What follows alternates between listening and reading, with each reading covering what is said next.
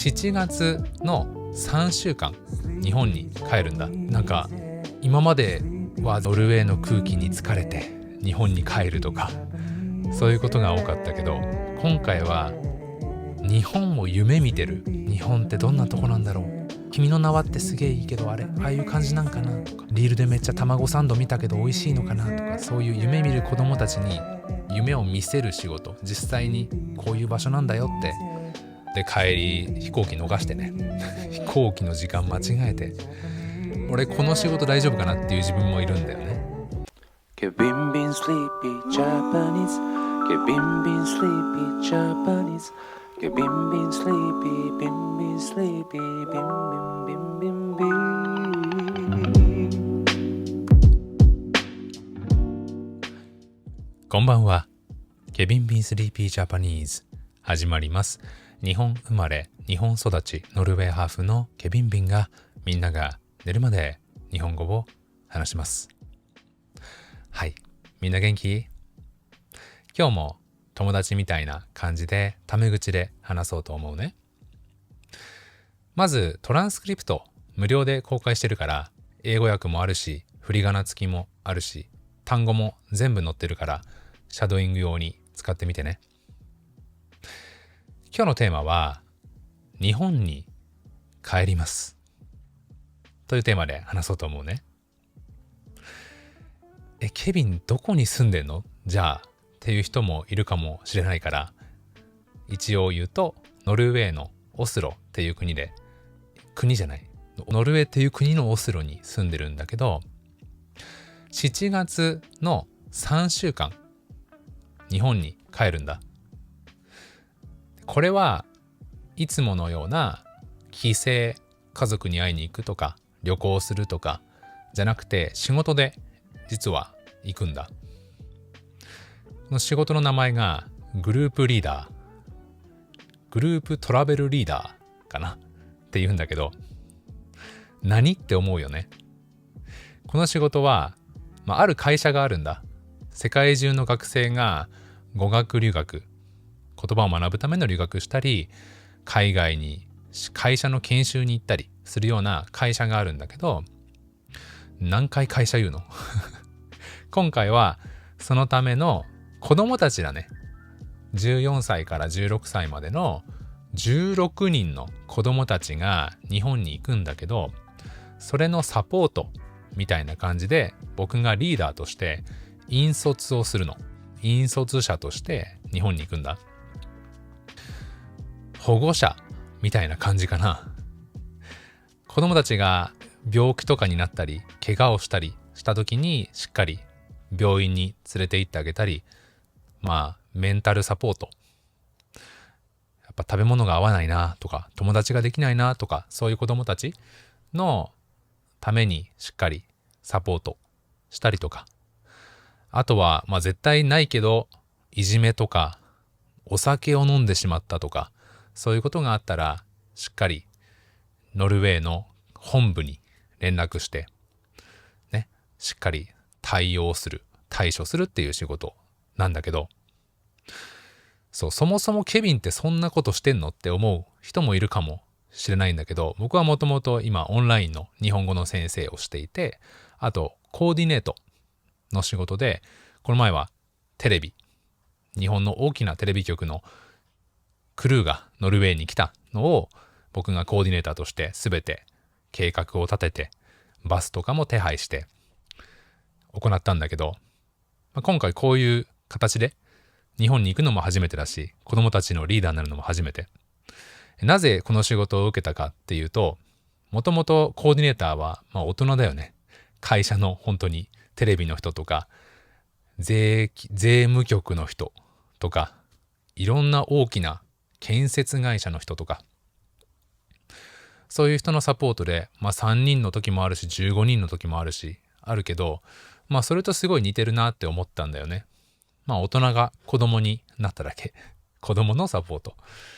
でも何時に何をするとか全部考えたりとかね、なんかトラブルがあったりとか、そもそも多分子供の方がトラブル多いだろうしね。大人は自分で自分のケツを拭けるからね言い方悪いけど。そう。ね。だから大丈夫。まあ、いい経験になるなと思ったし、あとは、日本にタダで行ける。チケット高いんですよ。そう。いや、日本に本当に行きたいなって思ってたし、7月ってノルウェー人みんないなくなるの。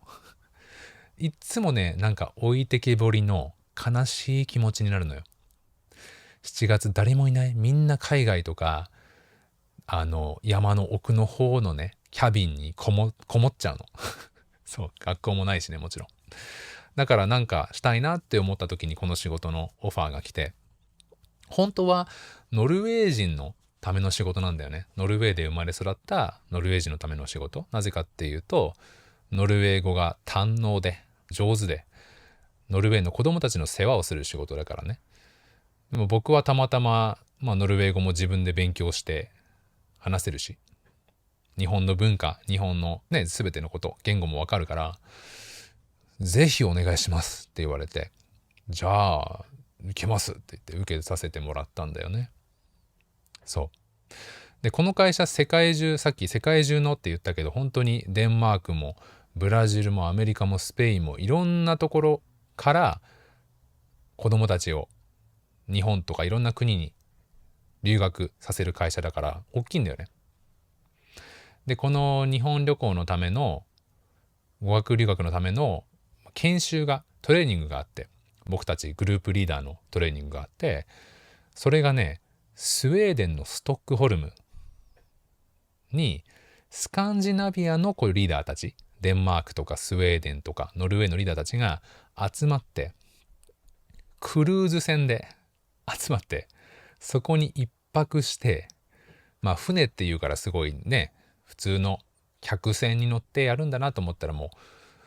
う10階建てのもうタイタニックの3倍ぐらいのサイズのね、ところに行って、みんなで部屋で研修があるんだよね。で、そこでしっかりその子供たちがこういうトラブルを起こしたらどうしよう、さっきのいじめであったらどうしようとか、そういうのをやりながら、で、夜はもうバーとクラブがあって、で、カジノがあったりとか、カジノはさすがにしなかったけど、お店もあって、そう、お土産屋さんとか、何これって思いつつ、ね、その会社の T シャツを着て、研修でさ、シミュレーションとかやるんだよね。で、モンスターペアレンツって昔から言われてる言葉だけど、すごく、子供たちが好きすぎるからすごいね、先生とか学校にね、何やってるんですかとか、もっと厳しくしなさいよとか、ね、劇でなんでこの子主役じゃないの、私の子は主役の器なのよ、主役にしなさいとかね、そういう理不尽な要求をしてくる、理不尽なこと頼んでくる。だからそういう人がいたらどうしますかっていうシミュレーションで、僕がすごくね、スウェーデンのグループリーダーの子と仲良くなったんだよね。もう私空手大好きでずっと空手やってんのよ。私も日本行きたかったわって。その子はリーダーとしてマルタっていう国かな、マルタに行く予定で、その子がなんかお母さんっていうロールプレイをして、オーサーっていうこのお母さんっていう役をして、僕はその、リーダーとしてしっかりトラブルシューティングをするっていうシミュレーションをしたんだよね。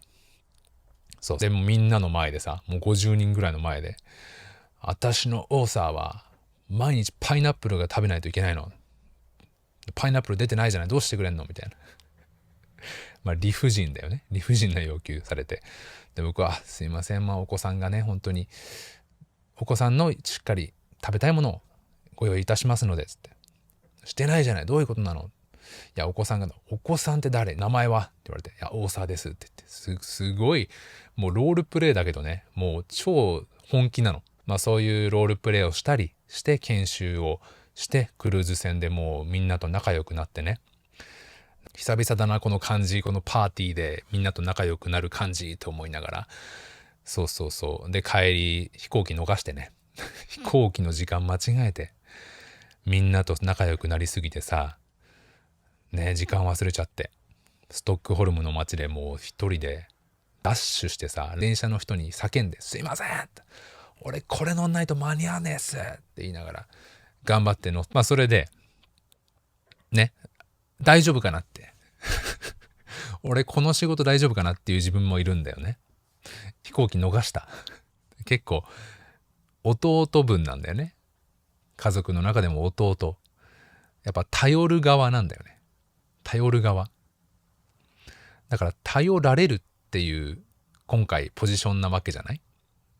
そういい年してねあれだけど、おっちょこちょいで不器用なところがあるから不安な部分もあるんだけど、でもこれはやっぱ経験がすごいものを言うなって、経験が自分を助けてるなって思うのが、僕がポッドキャストでも話したテレビのコーディネートの仕事。自分でもう大きなテレビの番組の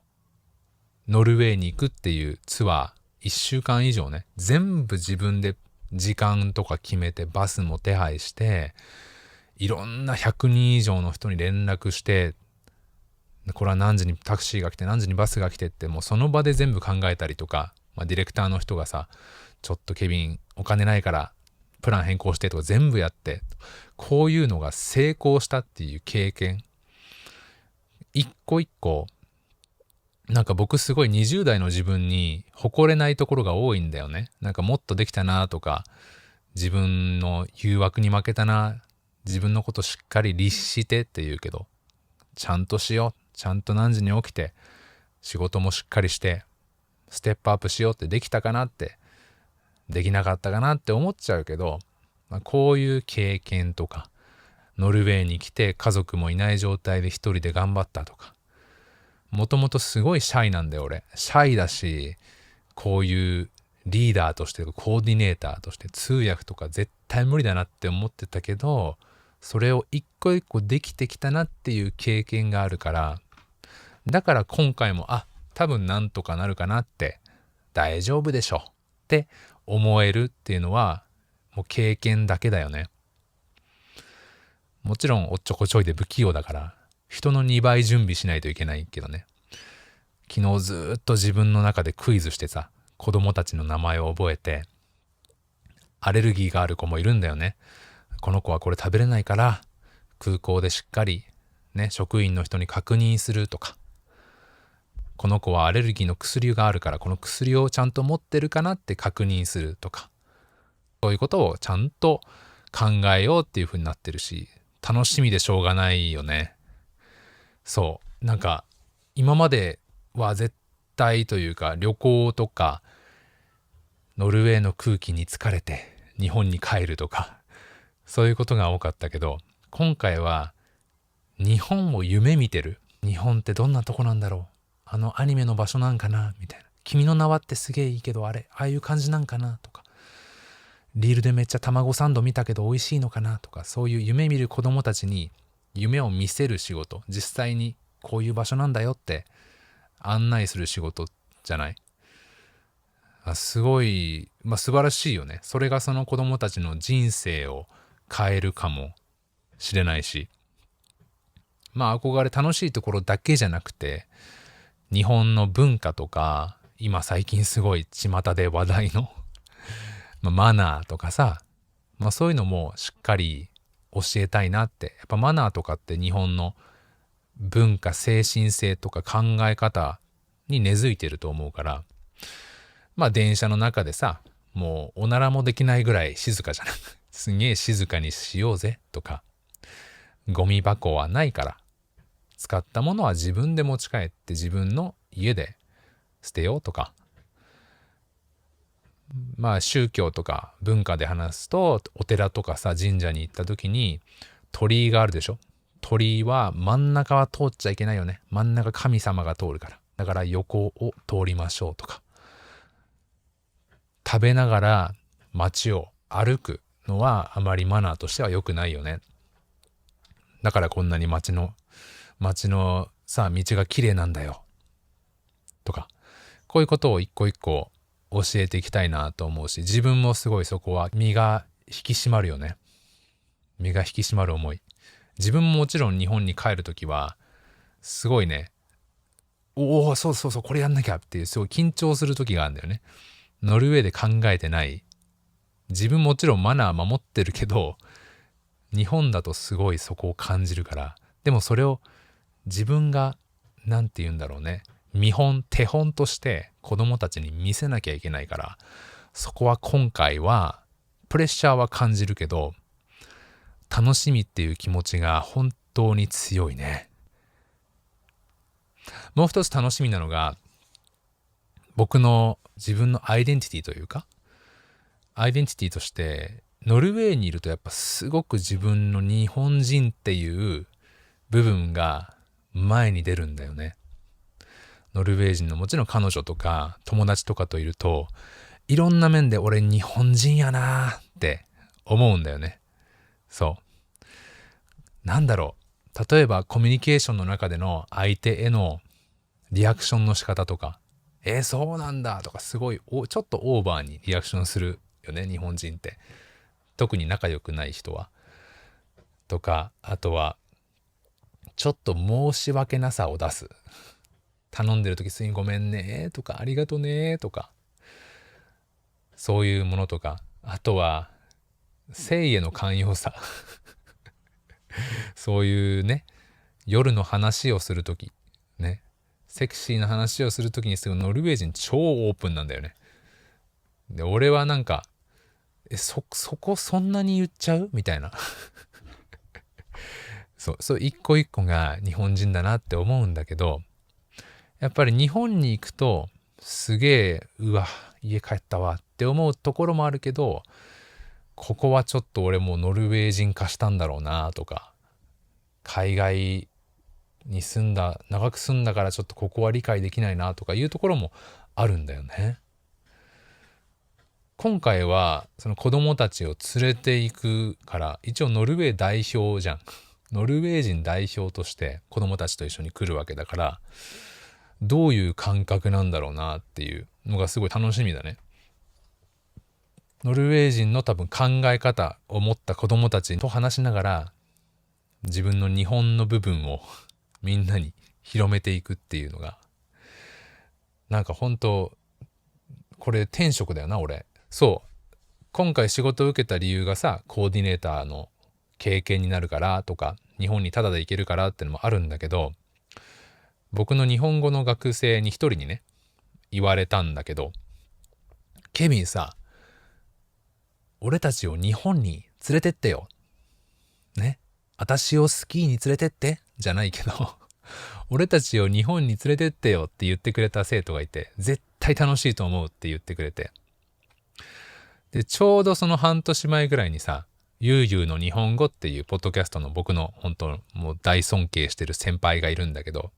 ポッドキャストもちろん皆さんわかるかな？彼がご自分の生徒を日本に連れて行ってたんだよね。すごい大変だっていう風に言ってたけど、でもすごくやりがいがあって楽しかったって言ってて、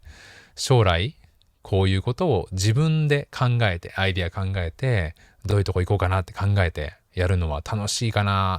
そうだなって思うんだよね。本当に、いや、だからもうワクワクでいっぱいですよ。そう、ちょうど今日ね、スケジュールが来て、どういうとこ行くのかって分かったんだけど、いろんな、もう知る人ぞ知るっていうかみんな知ってるかな。東京タワー、秋葉原とか浅草とか、江ノ島、うわ、懐かしいわ。ちっちゃい時に家族とよく行ったわ。あと大学生でドライブ最初にみんな免許取った時にさ、サザンオールスターズを聴きながら江ノ島行ったわとか。ポケモンセンター行くでしょ？で、チームラボだ。チームラボっていうすげえ綺麗なさ、プロジェクションマッピングって言って、建物の中でさ、すっげえ綺麗な光とかデジタルアートがあるところなんだけど、あとは明治神宮代々木公園、ここもね、ちっちゃい時はよく遊んでましたよ。近所でした。東京スカイツリー、下北沢、もろ地元。あそこはね、なんて言うんだっけ、古着屋がたくさんあるから、よく行ってたね、あそこも。行ってたね。あそこの幼稚園で僕は人生初めてのバイトをしたね。そう、いろんなことをする予定です。楽しみだね。だからこのポッドキャストは2週間ぐらいは出せないかな。相当忙しいので。子供たちは朝学校に行って、その後にアクティビティ、今スカイツリーとか明治神宮とか行ったけど、こういうことをするんだよね。それに僕はついていってしっかりお世話をするという。そう。でもできればね、絶対渋谷に学校があるんだよね。だから渋谷で何か撮影できたらいいかなって思うし、終わった後にこういう自分のアイデンティティはどう感じたかとか、日本のマナー、子供たちはどういうふうに受け入れてくれたとか、文化もどういうふうに、もちろんアニメとか実際聞いた話とは全然違うところもいっぱいあると思うから、どういうふうに感じてくれるのか日本を俺がそれをね、みんなに見せるっていう、楽しみだね。だから個人的にはね、両親に会ったりとかは絶対したいなと思うし、お父さんお母さんとお昼ご飯ぐらいはできると食べられると思うから食べたり、コーヒー豆を大量にね買いたいね。ノルウェーに僕が好きなコーヒーはないので、このポッドキャスト聞いたことある人は知ってると思うけど、僕は深入りのコーヒー、深いコーヒーが好き。日本人は深入り、ヨーロッパは浅入りなので。あとはもうね、可愛いシールが日本多すぎてね、桜のキラキラした可愛いやつとか、猫がなんか、寝そべってるやつとかね、可愛いシールいっぱいある。あれをロフトに行って買い占めるつもりですし、あとコンビニのなんか抹茶ラテ、あれ美味しそうだよね。抹茶のパウダーだっけと氷が入ったものに牛乳を入れて、でコンビニにあるマシーンでそれをシェイクして飲むっていうのがすげえ美味しいらしいから飲みたいね。そう、そんな感じで軽く満喫もしながらしっかり仕事もこなしていきたいと思ってます。ということで今日はこんなところで終わりたいと思います。聞いてくれてありがとな。じゃあそろそろ寝てくれよな。日本語のクラス教えてるからそこ言っとかないとな。一応な、日本語の先生ですからね。はい。ということでそれじゃおやすみ。